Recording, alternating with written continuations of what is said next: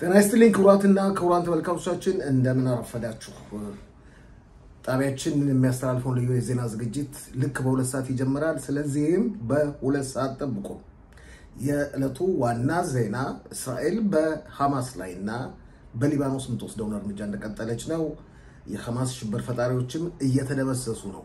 ሌላ ትልቁ ዜና ጠቅላይ ሚኒስትር ቤንያሚን ኔታንያሁና የአሜሪካው ፕሬዝዳንት ዶናልድ ትራምፕ ትላንት በዋሽንግተን በዋይት ሃውስ ቤተ መንግስት ተገናኝተው ተነጋግረዋል። ዶናልድ ትራምፕ የአሜሪካው ፕሬዝዳንት ለመጀመሪያ ጊዜ ከኢራን ጋር የፊታችን ቅዳሜ ድርድር እንደሚደረግ አስታውቋል። ቀጥተኛ ድርድር። ኢራን ግን ቀጥተኛ አይደለም እያለች ነው። ግን በመጨረሻ ላይ መፍትሄው ብለዋል።